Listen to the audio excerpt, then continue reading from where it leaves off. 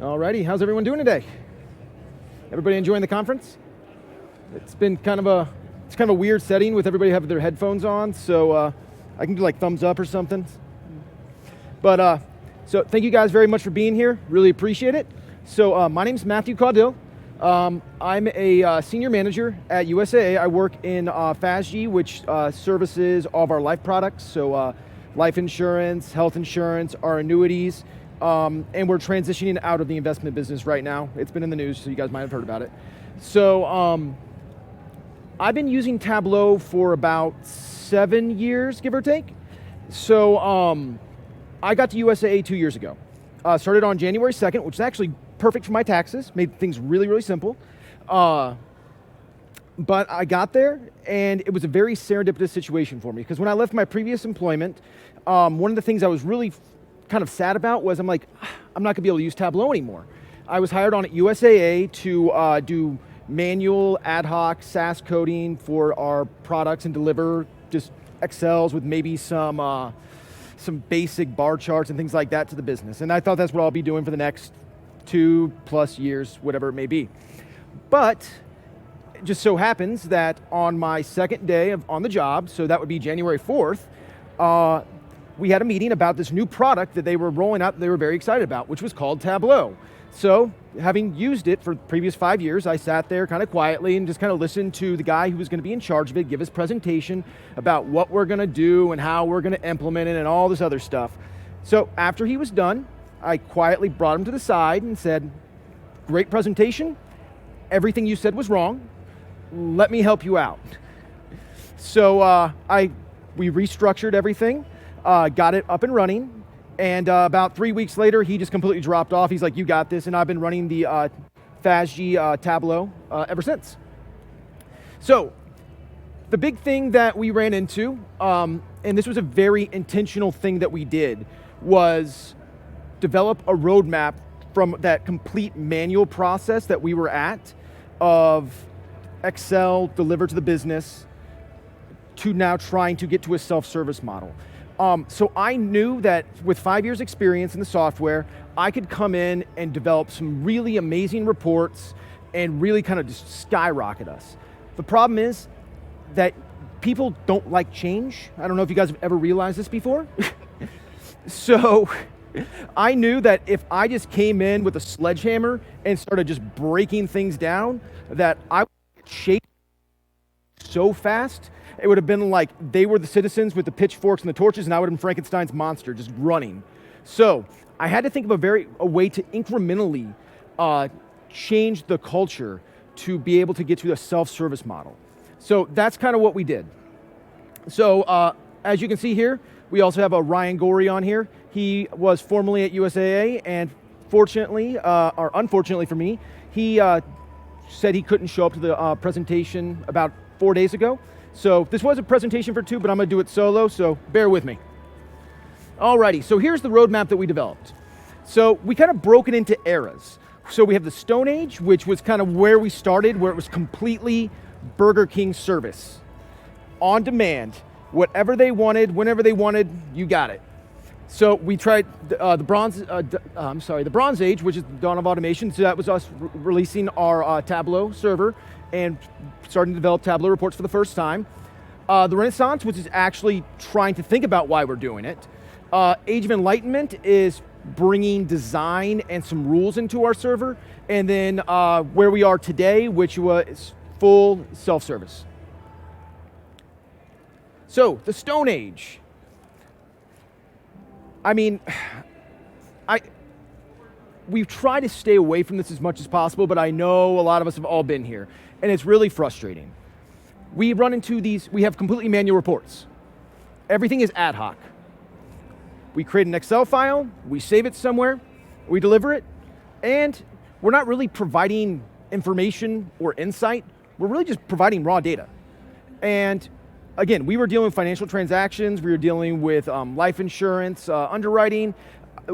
We're dealing with millions and millions and millions of rows of data that we're putting into a CSV and just shipping out to the business and saying, here you go. So we're not doing any analytical work.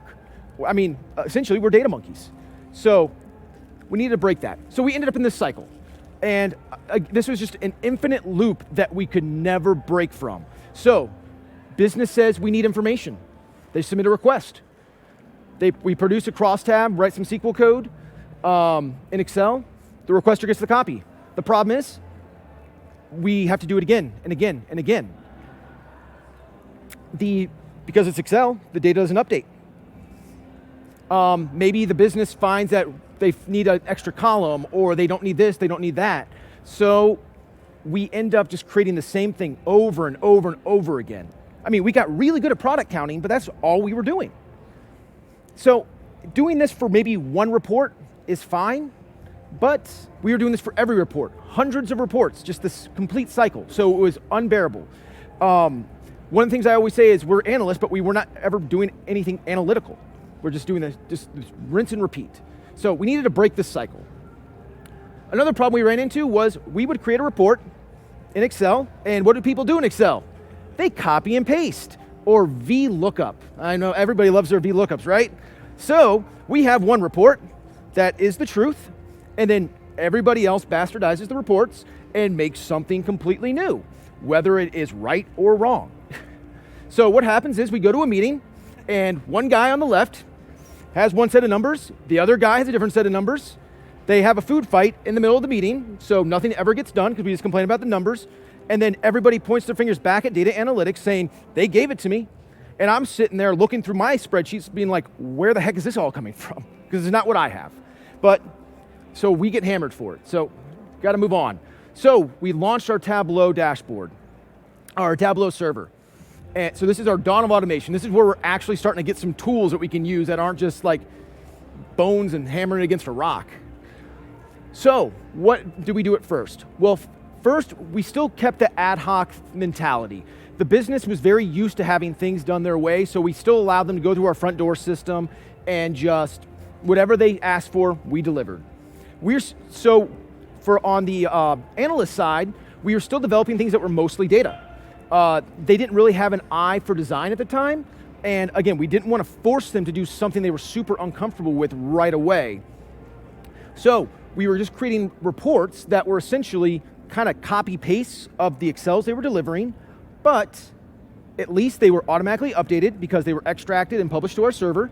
So once the report was done once, we didn't have to do it again. It just was daily, refresh, refresh, refresh. Also, we put some filters on there, kind of got them used to the Tableau functionality. And then also, the biggest success was the single source of truth. So, we have this new cycle. As I was saying before, information is needed, request submitted, develop report in Tableau, user visits Tableau is needed, we're done. We're not doing the same thing over and over, which is absolutely amazing. The problem we ran into is, so I have a 3-year-old, so I'm constantly reading these books, and one of the books he loves is if you give a mouse a cookie, he's gonna want a glass of milk. If you give a mouse a glass of milk, he's gonna wanna take a nap. If you give a mouse a nap, he's gonna want a blanket, and so on and so forth. And this is the thing we ran into with Tableau, is that the business was so impressed that they could get more than just product count, that they kept asking for more and more and more and more. So, we had to do all that. The good thing is we went from this, where we had all these extra answers, to this. So, if the business went and downloaded it into a crosstab and pushed it onto Excel, and they did all their manipulation to it, and they had that 2 different numbers in the meeting thing, and they pointed their fingers back at us, I could immediately, on the fly, in the meeting, pull up the Tableau report, point to it and say, I don't know what the heck you guys did, but this is the answer. So, we kind of created a process where we became the single source of truth, so we were taking the power back. So this kind of goes back to what I was saying before, though, is that when we gave the mouse a cookie, we became a Tableau factory. So we started out with maybe 3 reports, and after they kind of got the idea, because we were doing everything ad hoc, everybody had their own, so we had one question that 5 people asked, we made 5 reports because everybody wanted their report slightly different, and we were gonna do that for them. So we ended up with a lot of technical debt. So the next place we went to was the Renaissance. So the art of the possible. So Slowly, as we tried to move them away from having this Excel-based Tableau reporting and actually tried to really push people into the visualization piece. So, what we asked for is some planning. You had to really try to design what you were doing before you delivered a report. We had content management. Again, more visualization, which created improved customer service. So, we had that same cycle before, but we added this third step, which was planning and design. No longer were we just taking the requests from the business at face value, fulfilling them no matter what. We actually made ourselves ask ourselves why and how. Why do we need this report, and how are we going to develop it so we're not producing just data, but we're producing information and insight that can be actionable. So, this was a very interesting paradigm shift for our internal analysts and developers because we now ask them to think about design. Again, as I said before, we were data monkeys. We were just producing Excels. I mean, on a good day, we put a bar graph on it. So now I'm asking them no longer to be making just raw data charts, but how can you take that table, have somebody look at it, and in 2 minutes or 2 seconds, know exactly what you're trying to tell them. So an issue we ran into was all of our developers had their own styles. So one of the things that very quickly happened was the report names that we had were never used. They became the Matt report. They became the Darren report. They became the Gary report. And certain business partners would reach out to certain analysts directly because they liked the way their reports were done. Some people reached out to me because they knew they got a little bit more functionality in the Tableau piece. Some people would reach out to one of our analysts who were a little bit slower moving up to this age because they would still get the raw data. So we were kind of across the spectrum, which was starting to cause some issues. And then you still had the people out there who just said, oh, just give me the data. I don't need a report. Give it to me and I'll take care of it myself. And we had to break that, and that's not easy. That's, again, a huge paradigm shift for the business when they're so used to getting that million-row Excel and doing their own slicing and dicing, VLOOKUP up, all that. So an unintended problem that was actually really cool was because they were able to process their information so much quicker with Tableau, they created some very complex questions that we had actually never addressed before. Again, as I said before, we were just doing product counts or some just very, very basic counting for the most part. And we'd gotten very, very good at that. But now we had all of our product counts and all those basic questions that was essentially all we were doing, fully automated. And again, they give a mouse a cookie, they're gonna come up with other questions, and they brought to us questions that we didn't know how to do. So we had to actually reteach ourselves our own data to try to answer these new, more complicated questions. And this never went away. So again, every time we get a new insight out there and we develop something new, there's always something coming down the pike, but now we're always having to learn, which is great, because now we're actually having to use our brains. So, the age of enlightenment, addition by subtraction. So, the big thing we did here was we developed standards. We started focusing on human-centered design. We looked at consolidation and reports that were cross-functional. So, what happened now was when a person submitted a report, we no longer just took it at face value and automatically developed no matter what they said. What we did now was, person X asked for something. If that report already kind of exists, but we can fix it by just putting a filter on there or adding a new tab or something along those lines, we would just do that. So we can skip over step 1 and go right to step 2. Sometimes we can take the request and merge 2 together to create a new report. And so again, but sometimes we had to always start from scratch. So we have a new cycle. Another thing we did, which again, I thought was pretty commonplace, but I guess I've done this speech before and a lot of people don't do this, is we created standards and we developed report admins. So one of the things we noticed was we wanted to get away from the Matt report, the Gary report, the Darren report, that piece of individuality. So what we did was we created a a standards document. Really what it was not necessarily trying to tell people what they can and cannot do, but it was more so we wanted to just create a football field and have them play within the lines. We didn't care if they threw the ball, they ran the ball, they punted the ball.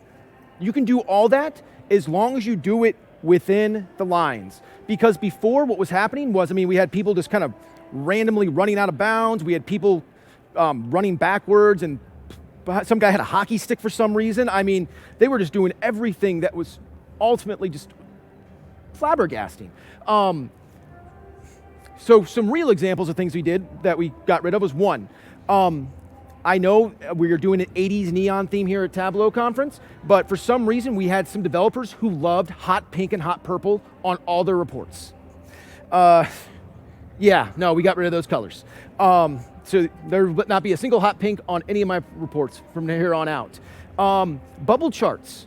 For some reason, a lot of our developers thought that bubble charts were the end-all be-all and had to be on every single page, no matter what it was. So we put some practices in place, like if you're going to make this kind of a insight, you probably should be using this graph. And if you're not going to be using one of these graphs, you better give us a darn good reason or we're going to fail you. So again, so on and so forth. We went into incredible detail. And then we also, as I said, we also developed templates. So a lot of our developers spent so much time deciding what color, what font, spacing, blah, blah, blah. So we took all that away. We're like, here, it's already done. This is all the boring stuff. You get to focus on the fun stuff, really thinking about how you're going to deliver the data. You don't have to worry about your header. You don't have to worry about your footer anymore. It's already all done for you. So I will tell you right now, this is one of the places that we had the most pushback. Our analysts really thought that this was going to be the end of us and everybody was going to hate it, but it's actually become one of the biggest godsends that we've had, because now anybody can pick up a report and deliver it, and we have some uniformity that allows us to, if somebody leaves, we don't have that Gary report and people are upset. Everything looks the same to a certain extent. Again, as I said, we really don't try to stymie creativity. We allow them within those boundaries to do whatever they want. So consolidation. As I said before, we became a Tableau factory. So consolidation and getting rid of our technical debt was a big thing that we were trying to do. So what we did was after 2 years, we had about 200 reports on our server. So we went back, we inventoried every report we had, and we developed this method of kind of like a downward, of kind of a pyramid method of master reports, which are the executive level reporting, which is kind of the 60,000 foot view of like the entire company. Core reports, which are operational level reporting, so for each line of business that we service, they would have their own operational report, which would have quite a few dashboards in there. And then we have ancillary reports. We would love for them to be merged into something so we don't have as many, but they just have to be by themselves. We don't have anywhere to put them. So this ended up being a huge thing for us. So again, the good visual that I try to do is, sorry, I'm not a big Star Wars guy. I like it, but I'm not gonna go online and make fun of people for talking about Han shooting first.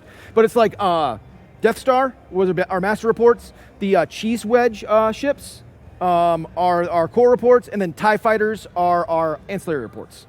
So just kind of right down the line. This was a huge thing for the business, because before what was going on was they were saving links to every single one of our reports, or creating their own, we have them call them Go links at USAA, which is essentially their own kind of web address that they can quickly remember. The problem is that, again, we had people who had 50 links saved, and they can never find what they were looking for. So this allowed them to only have 5 saved, which has been a huge help for the business to find the information they're looking for quickly. So we shut down the Tableau factory, which has been a huge thing for us as well, because we're no longer creating reports ad hoc that are functionally the same. If Bob calls in and says, I need this report, it has to be, I know we already have something like it, but I need it this way because that's the way I like it. The answer is, I'm sorry, Bob, but no. It's actually right here already. We don't have the capacity to take this new work stream on. So, today, where are we today? This is our do-it-yourself analytics. So, now we are searching for insights. We have our formal report structure, and we're moving to a full self-service model. So, the big things that are really helping us out are, as I said before, that structure of our master, core, and ancillary reporting, and we're now in the nascent stages of implementing Ask Data. We really believe that Ask Data is going to be probably the biggest piece of our journey, because at this point, we can now focus all of our attention on really making sure we have those core reports and those master reports for executive level reporting. And so when the business now has a gut feeling, like I know based on my 20 years at USAA that people from Idaho are going to spend the most money on an annuity. DNA, here's my gut, make me a report and make my insight true. We will no longer be doing that. We're gonna ask them to go ask data, or to ask data and have them do their own research and create their own kind of answers that way. Now, the way that we're gonna work it is that we've asked our business partners that if they're gonna use this kind of a model, that it is only for internal research and their own use, that they do not bring it into meetings or report off of it, because we will not stand behind that information. It has to be off of one of our master reports, or core reports, or ancillary reports for us to stand behind it. Again, just because it goes back to kind of the Excel thing, it's better, but still we don't want to make sure that they don't slice and dice so much that we're giving false answers. Because again, the business has a stake in making sure that their numbers look a little bit better. I'm a white hat. The only thing I care about, I don't care about product count, I don't care about the amount of money that we're bringing in, I care about the truth. So they have to go to a hardened report that we develop to be able to use that for anything reporting to either executives or up the chain. So, maintain formal reports. So what are we doing? We're not building reports anymore. We're not constantly building reports. So what are we doing? So we're maintaining our formal reports. Just because we have our core and our master reports completed doesn't mean that they're set in stone. They're set in pixels. The answers are constantly changing. The questions are going to be constantly changing. So we're going to be adding filters. We're going to be adding different dashboards. Whatever the business need is that we are missing, we're going to add them to these reports. We're going to maintain the data for self-service. So smart search is a great tool, but the smart search is only as smart as the person who's in the background pulling the strings. So if we're not doing our due diligence, making sure that data is hardened and correct, the business is going to search and they're going to get wrong answers, and we're going to run into some serious problems. So that allows us to do that. Also, one of the things I like to say is we now allow our analysts to be analysts. They can be at their desks, and instead of just doing the same manual tasks over and over again, they can actually look at the things we're developing and look for patterns and insight that then they can take and create a new dashboard on one of our core reports and deliver to the business before the business even asks for it. Again, lots of fun there. We're doing more fun stuff, thank goodness. And then planning for the future. So this is one of the things that, again, when we were in that infinite loop that we could never get out of, we never looked at the future. The analogy I love using here is we got somebody who's running and they're just dying of thirst. And you're like, do you want some water? And they say, no, I'm too busy and too thirsty to drink. And they just keep running. And then they don't ever get anywhere. So we have to deal with what they're now, but you always have to be trying to move forward. So that's what we're doing now. So again, we're already implementing Ask Data. We're already starting to implement, we've already implemented our structure of core and master and all that.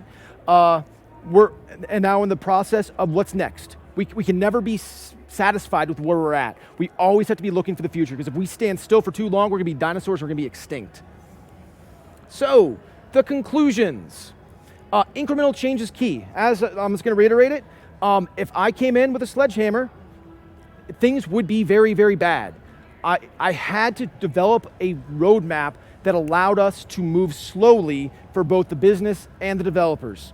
And it worked wonderfully. Prepare for culture shifts. Again, people don't like change. So when you, even though we're moving incrementally, there's going to be points where we're going to have to push a little harder to move forward. And when that happens, people are going to buck against you. So you've got to be prepared for that. Again, sometimes it's just very uncomfortable conversations, and sometimes it's just kind of trying to find some middle ground.